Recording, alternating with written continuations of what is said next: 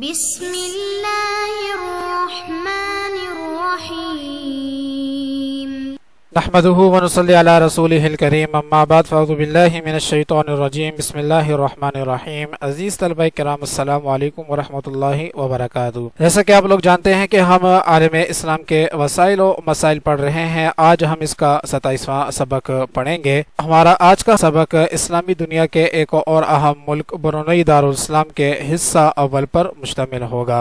آج کے سبق کی جانب جانے سے پہلے پچھلے سبق کا خلاصہ جان لیتے ہیں۔ ہمارا پچھلا سبق مملکت البحرین کے حصہ چہاروں پر مشتمل تھا۔ پچھلے سبق کے اندر ہم نے بحرین کے وسائل پر گفتگو کی تھی۔ پچھلے سبق کے ہمارے 5 اہم پوائنٹس تھے، ان میں سے پہلا پوائنٹ جس پر ہم نے بات کی وہ اس ملک کے تیل اور گیس کے ذخائر تھے۔ دوسرا پوائنٹ جس پر ہم نے بات کی وہ اس ملک کی پرل فشریز تھی۔ تیسرے پوائنٹ کے اندر ہم نے اس ملک کی شمسی توانائی پر گفتگو کی۔ اسی طرح پچھلے سبق کا ہمارا تیسرا پوائنٹ اس ملک کی زراعت تھی اور سب سے آخری پوائنٹ اس ملک کی سیاحت تھی۔ تو یہ پچھلے سبق کی اہم ابحاث تھی جس پر ہم نے گفتگو کی۔ اب چلتے ہیں آج کے سبق کی جانب اور جانتے ہیں کہ آج کا سبق ہمارا کن کن پوائنٹس پر مبنی ہے۔ آج کے سبق کے اندر ہم برونئی دارالاسلام کے بارے میں پڑھیں گے۔ آج کا سبق بھی ہمارا 5 پوائنٹس پر مبنی ہوگا۔ پہلا پوائنٹ جس پر آج ہم گفتگو کریں گے وہ اس ملک کا محل وقوع ہوگا۔ آج کے سبق کی ہماری دوسرا پوائنٹ جس پر ہم بات کریں گے وہ اس ملک کے جغرافی خدوخال ہیں۔ تیسرا پوائنٹ جس پر آج بحث کی جائے گی وہ اس ملک کا رقبہ ہے۔ چوتھی چیز اس ملک کی آبادی، اور آج کے سبق کا سب سے آخری پوائنٹ اس ملک کے اندر بولے جانے والی زبانیں ہوگا۔ تو یہ آج کے سبق کے 5 اہم پوائنٹس ہیں جس پر ہم گفتگو کریں گے۔ تو چلتے ہیں آج کے سبق کے پہلے پوائنٹ کی جانب۔ آج کے سبق کا ہمارا پہلا پوائنٹ ہے برونئی دارالاسلام کا محل وقوع۔ اس کے محل وقوع پر بات کرنے سے پہلے اس ملک کی وجہ تسمیہ جان لیتے ہیں۔ برونئی ملائی زبان کے لفظ بروہنا سے ماخوذ ہے جس کے معنی ہیں واہ واہ۔ ملائی مہم جو جب اس علاقے میں پہنچے تو اس کی وادی کو دیکھ کر اس کے حسن پر عش عش کر اٹھے، اسی وجہ سے اس کا نام برونئی پڑ گیا۔ اس کے محل وقوع پر بات کرتے ہیں۔ برونئی دارالاسلام جنوب مشرقی ایشیائی ملک ہے۔ اس کے شمال میں بحیرہ جنوبی چین اور باقی 3 اطراف یعنی مشرق، جنوب اور مغرب سے اسے ملائیشیا کی ریاست سراواک نے گھیر رکھا ہے۔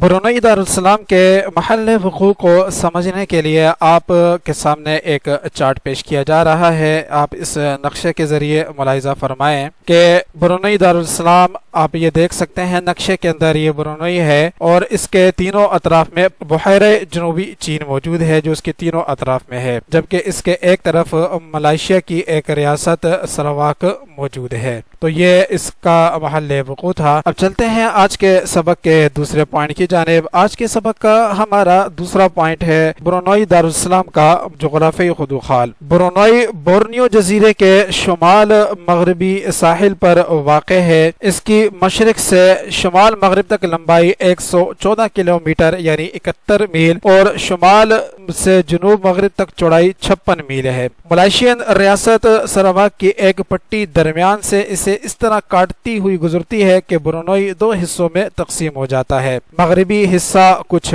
بڑا ہے۔ ملک کا 80% رقبہ سرسبز جنگلات سے ڈھکا ہوا ہے۔ برونئی خط استوا سے صرف 5 ڈگری شمال میں واقع ہے۔ برونئی سے سنگاپور کا فاصلہ تقریباً 7.5 میل ہے۔ دارالحکومت بندر سری بیگواں دریائے سنگائی کے دہانے پر واقع ہے۔ برونئی دارالاسلام کے ساحلوں کی لمبائی 161 کلومیٹر یعنی 100 میل لمبی ہے۔ عزیز طلبہ اکرام، اس طرح آج کے سبق کا ہمارا یہ دوسرا پوائنٹ بھی مکمل ہوتا ہے جس کے اندر ہم نے اس ملک کے جغرافی خدوخال پر بحث کی۔ اب چلتے ہیں آج کے سبق کے تیسرے پوائنٹ کی جانب۔ آج کے سبق کا ہمارا تیسرا پوائنٹ ہے برونئی دارالاسلام کا رقبہ۔ تو آئیے اس پر اپنی بحث کا آغاز کرتے ہیں۔ عزیز طلبہ کرام، جیسے کہ آپ کو پہلے بتایا گیا ہے کہ برونئی دارالاسلام جنوب مشرقی ایشیا میں بورنیو جزیرے کے شمالی ساحل پر واقع ایک چھوٹا ملک ہے۔ اس ملک کا کل رقبہ 5700 مربع کلومیٹر سے زیادہ ہے جو اسے زمینی رقبے کے لحاظ سے دنیا کا 164واں بڑا ملک بناتا ہے۔ برونئی کو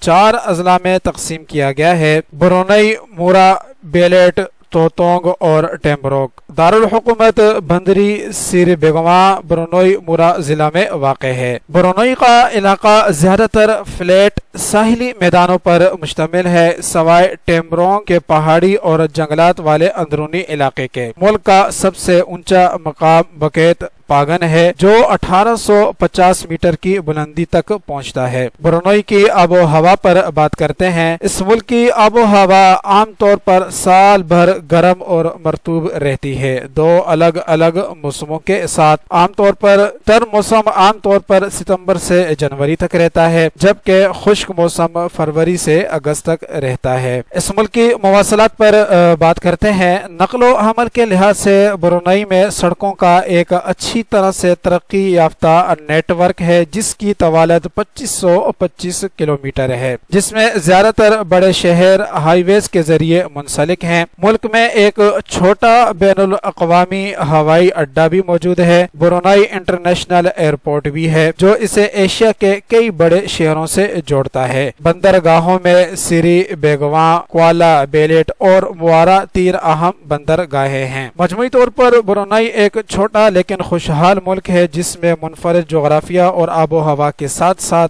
जंगली हयात की मुतनव्वे रेंज है। अगरचे ये एक आला सियाहती मकाम नहीं हो सकता, मुल्क का सकाफती विरसा और कुदरती खूबसूरती यकीनी तौर पर तलाश करने के लायक है। इस तरह आज के सबक का हमारा ये तीसरा पॉइंट भी मुकम्मल हुआ, जिसके अंदर हमने इस मुल्क के रकबे पर गुफ्तगू की। अब चलते हैं आज के सबक के अगले पॉइंट की जानिब। आज के सबक का हमारा अगला पॉइंट है ब्रुनोई दारुस्सलाम की आबादी। तो आइए इस पर एक नजर दौड़ाते हैं। ब्रुनोई दारुस्सलाम की 2021 तक की तखमीनी आबादी 4,60,000 के लगभग थी, जो इसे दुनिया का 169वां सबसे ज्यादा आबादी वाला मुल्क बनाता है। ब्रुनोई एक बहुत छोटा मुल्क है। इसकी आबादी की कसाफत निस्बतन कम है, सिर्फ 80 अफराद फी मुरब्बा किलोमीटर रिहाइश पजीर है। ब्रुनोई की आबादी बहुत कम उम्र है, जिसमें 14 साल से कम उम्र की आबादी का तखमीना 28.3% है और सिर्फ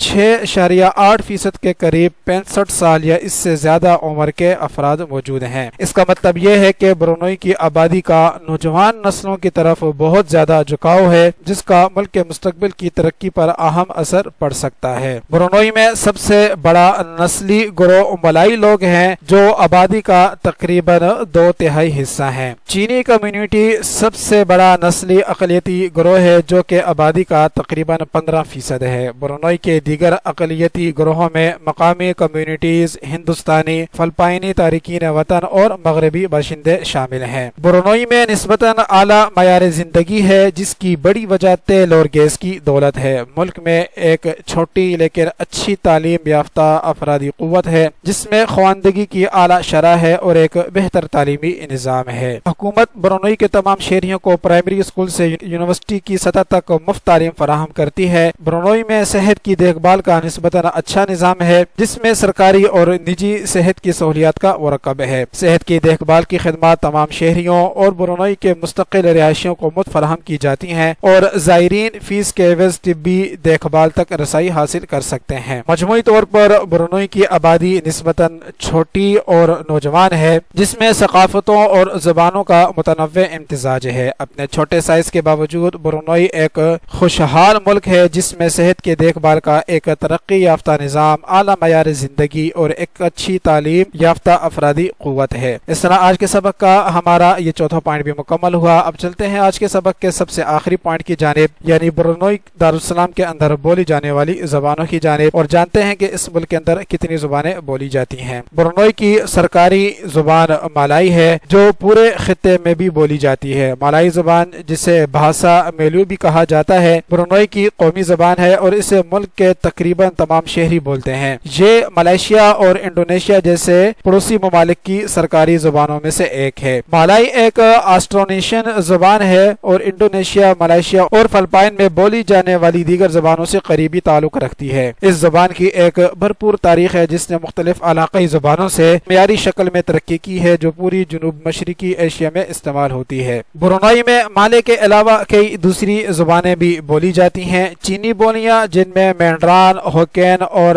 کینٹونیز شامل ہیں۔ ملک میں خاص طور پر چینی کمیونٹی کے لوگوں کی ایک خاصی بڑی تعداد موجود ہے۔ برونائی میں انگریزی بھی بڑے پیمانے پر بولی جاتی ہے اور اسے ملک بھر کے اسکولوں میں دوسری زبان کے طور پر پڑھایا جاتا ہے۔ برونائی میں بہت سے سرکاری افسران اور کاروباری افراد انگریزی میں ماہر ہیں، جسے سرکاری دستاویزات اور میڈیا میں بھی استعمال کیا جاتا ہے۔ انڈونیشیائی ایک اور آسٹرونیشن زبان ہے۔ برونائی کے کچھ لوگ بھی یہ زبان بولتے ہیں، خاص طور پر وہ لوگ جو پڑوسی ملک انڈونیشیا میں رہتے ہیں یا خاندانی تعلقات رکھتے ہیں۔ آخر میں جائزہ لیتے ہیں کہ برونائی میں چھوٹی کمیونٹیز کے ذریعے بولی جانے والی کئی مقامی زبانیں ہیں، جن میں بیلیت، توتونگ اور مرود زبان شامل ہیں۔ بیلیت زبان بیلیت نسلی گروہ بولتا ہے جو بنیادی طور پر برونائی کے بیلیت ضلع میں واقع ہے۔ اسی طرح ٹوٹونگ زبان ٹوٹونگ نسلی گروہ بولتا ہے جو ٹوٹونگ ضلع میں مرکوز ہیں۔ مجموعی طور پر برونائی کی زبانیں مالائی، چینی، انگریزی اور دیگر علاقائی زبانوں کے اثرات کے ساتھ ملک کے متنوع ثقافتی ورثے کے عکاسی کرتی ہیں۔ جہاں مالائی سرکاری اور سب سے زیادہ بولی جانے والی زبان ہے، دوسری زبانیں بشمول انگریزی اور چینی ملک میں مواصلات اور کاروبار کے لیے بھی اہم ہے۔ برونائی کی مقامی زبانیں صدیوں سے اس خطے میں رہنے والے لوگوں کی ثقافتی روایات اور تاریخ کے بارے میں بصیرت فراہم کرتی ہیں۔ عزیز طلبہ کرام، اس طرح آج کے سبق کا ہمارا یہ آخری پوائنٹ بھی مکمل ہوتا ہے۔ چلتے ہیں آج کے سبق کے خلاصے کی جانب اور جانتے ہیں کہ آج کے سبق کے اندر ہم نے کن کن ابحاث پر گفتگو کی۔ آج کا سبق ہمارا برونائی دارالسلام کا حصہ اول تھا۔ آج کے سبق کے اندر ہم نے 5 پوائنٹس پر گفتگو کی، جس میں سے سب سے پہلا پوائنٹ اس ملک کا محل وقوع تھا۔ دوسرا پوائنٹ جس پر آج ہم نے بات کی وہ اس ملک کے جغرافیائی خدوخال تھے۔ تیسری چیز اس سبق کی رقبہ تھا جس پر ہم نے بحث کی۔ آج کے سبق کا ہمارا چوتھا پوائنٹ اس ملک کی آبادی تھا، اور آج کے سبق کا سب سے آخری پوائنٹ اس ملک کی زبانیں تھا۔ اس طرح آج کا ہمارا یہ سبق مکمل ہوتا ہے۔ آپ طلبہ کرام سے میں اجازت چاہوں گا۔ السلام علیکم ورحمۃ اللہ وبرکاتہ۔